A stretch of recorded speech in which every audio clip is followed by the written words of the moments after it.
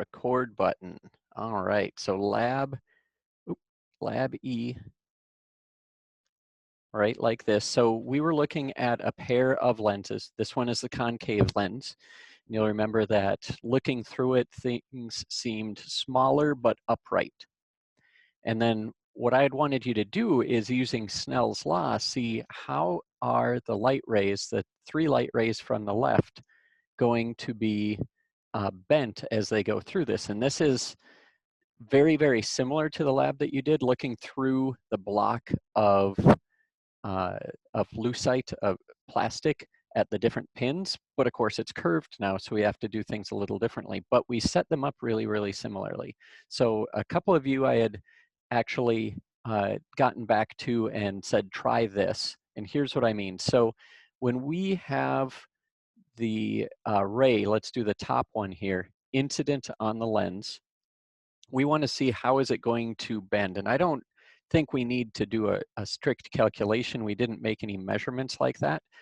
But what we can do is sketch it out using Snell's law. And for Snell's law, what we want to do is define where the normal line is. And the way to do that, I've already drawn it for this particular problem, is to draw the first line tangent to, oh dear, it's not letting me participate right now. I'll be patient for a moment. There we are. Draw a line tangent to, good gravy, to the curve. I don't know why, guys, but it's not letting me select everything right now, so we'll have to be extra patient. I'm gonna save this quick just in case I have to dump it. Okay, so my solid line there is my tangent line to the curve. And then I drew a second line, the dashed one, that is perpendicular to that.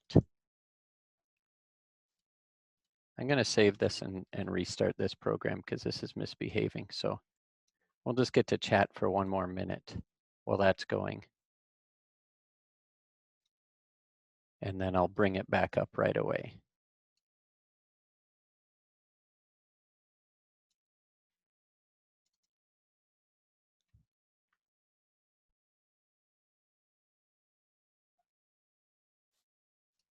Okay, let's give this a go. Good chat though in the interim.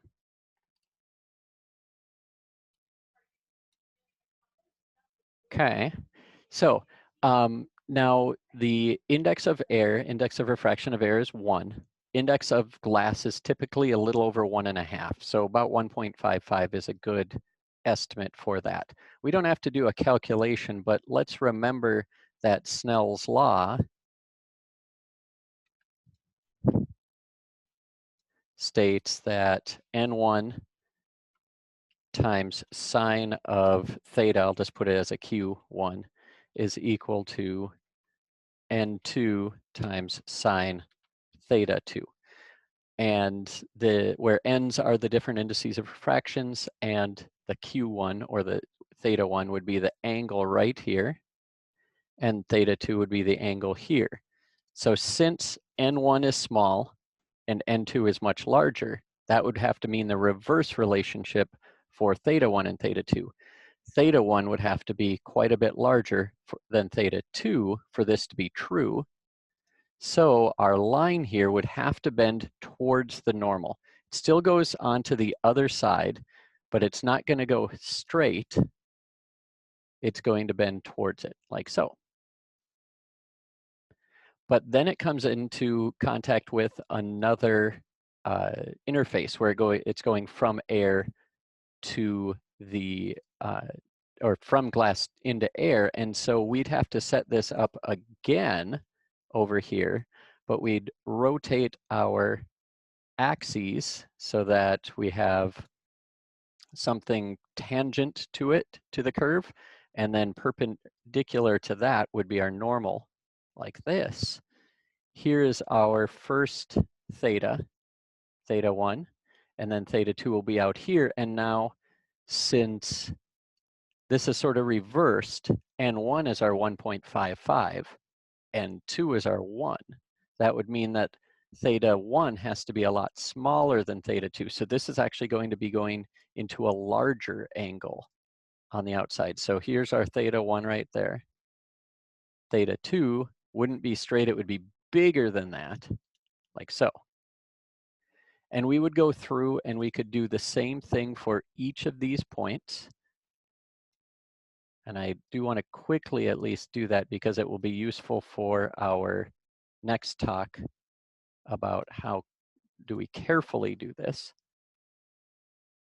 So again, this angle is going to be getting a little smaller, sorry, a little bigger, because going from, no, smaller, I was right, air into glass, and then the angle after that,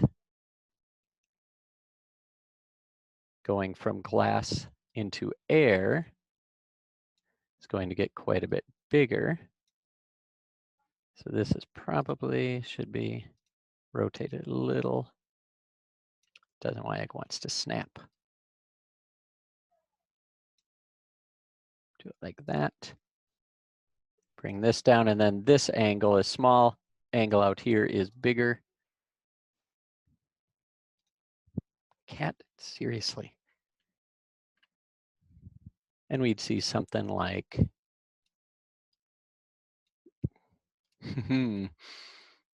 something like this in all likelihood.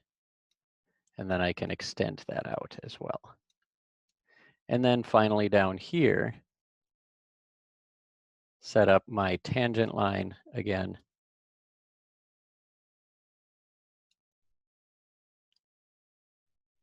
It's going to have a smaller angle on the inside of this. So closer. But then when we get going from glass into the air, it's going to be getting to be a much larger angle than what we saw in the glass.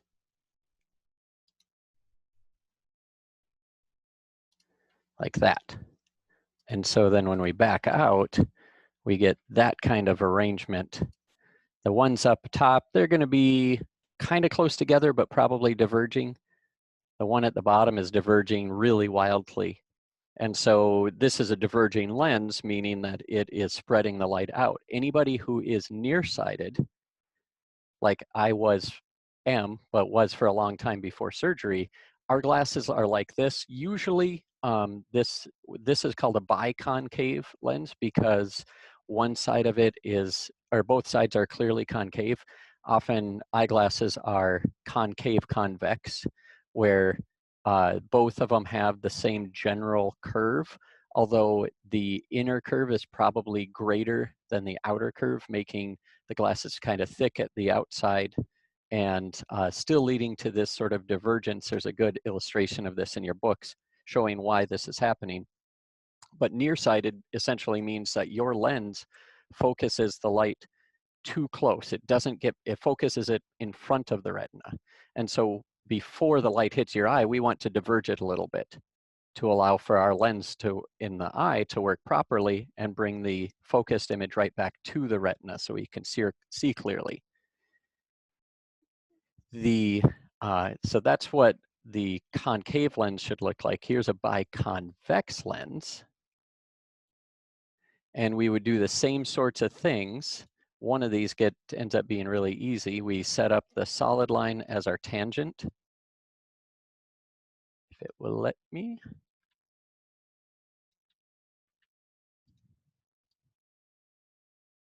Going from air into glass, it's going to bend closer to the normal. And then we'd move it over here.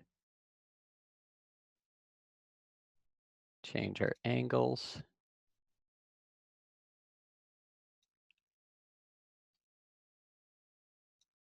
And going from glass into air, we'd see a larger angle from the normal, like so. We'd see almost the opposite thing happening in the bottom, probably exactly the opposite the way I've drawn those two rays. So I'm going to go like so. And then from there up like so. And then the easiest of all in these cases is just like we saw with the mirror, the center part of a lens is flat. So this one's pretty easy because the angle is 0, which means it's just going to keep going straight through.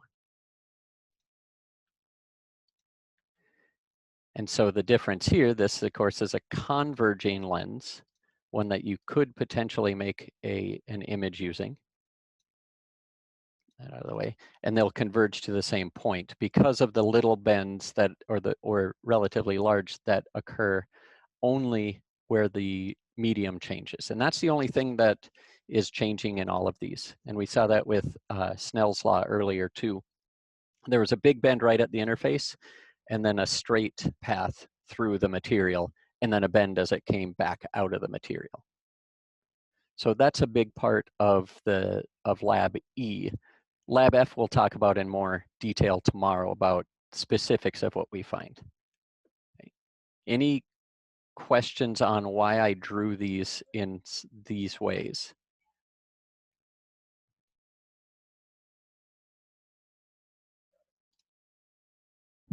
Okay. Okay. Then the other thing we had on tap for today was the reading. And I'm going to bring up the iPad for that.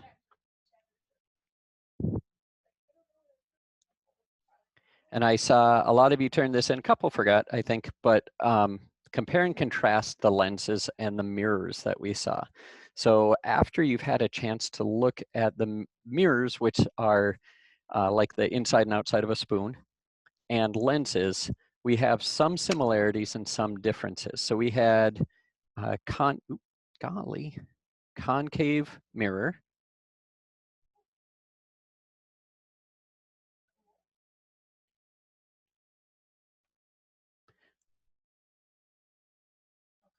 which is curved like that. And I'm going to put little blocks back here to show that's sort of the opaque side. So light would be coming in from the left.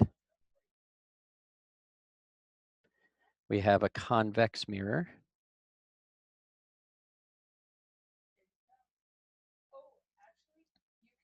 Which is shaped the other way.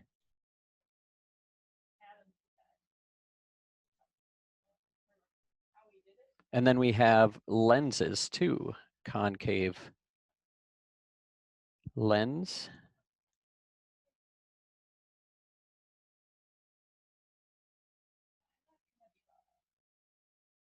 And convex lens.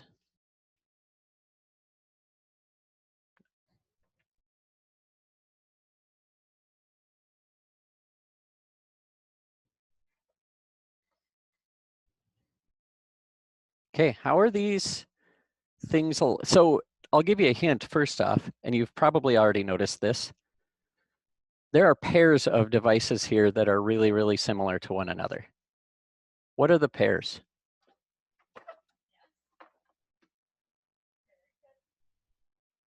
Would it be both of the convex ones and both the concave ones? So look back at your two labs to answer that question. Lab E was the one where you were just looking at lenses, and then was it lab B or C when you were just looking at the mirrors? B, I think. And look at the image types. It turns out, no, the convex ones are not the same, because two of these devices can cause light rays to converge and two of them cause light rays to diverge.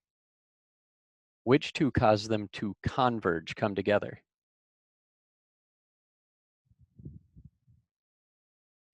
Isn't it the concave mirror and the convex lens? Right. Those are the two that actually work very similarly. Like so. And then that means the concave mirror and the convex mirror and the concave lens are very similar. And the reason for the difference is that we flip-flop these is, of course, the mirrors reflect the light, the lenses transmit the light. And so that's why the shape ends up going backwards. But oops, I want this. So if we draw these, we have the concave mirror and the convex lens, which are converging. And we're going to find really similar images to them or with them. We see upside down images.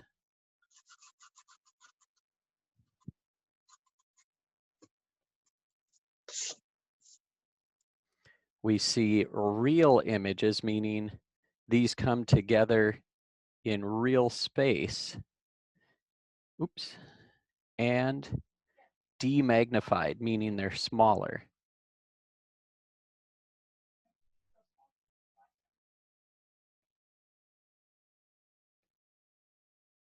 Under some conditions. And we see right side up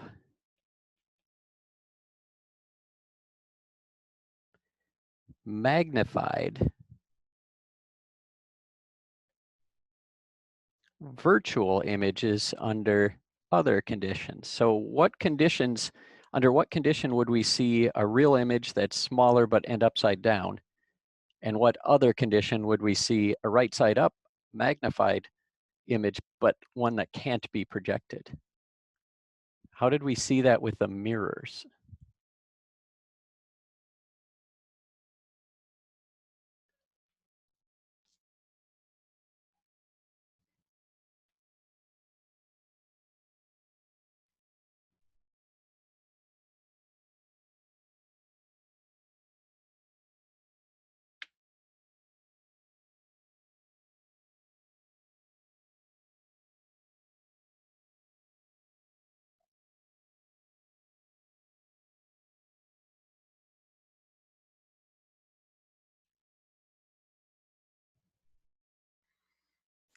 I can see many of you flipping through your notes. That's excellent. I see many consternated faces. That is less excellent, but understandable.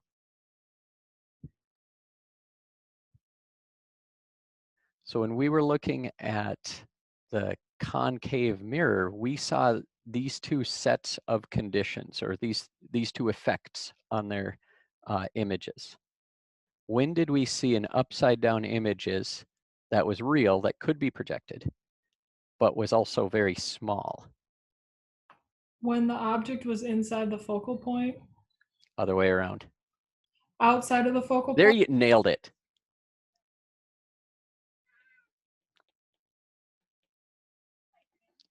So this first condition, or the first case, is the object is outside F, the focal point. F would be somewhere over here. And so light rays would tend to come in parallel, be reflected back through it. Like that. And that means that they are meeting someplace in real space, and we can cause them to converge. We would see something similar, like I drew for the lab, with a convex lens, where a distant object, something outside the focal point, the rays would come in and then they'd converge to a point. We could project that. This is the kind of lens that we see in projection machines. This is the kind of lens you have in your eye, because it's got to take the image of distant things and focus it on a screen, your retina in the back. Some of our eyes do better at that than others. If you've never needed glasses, your eyes do it pretty much perfectly.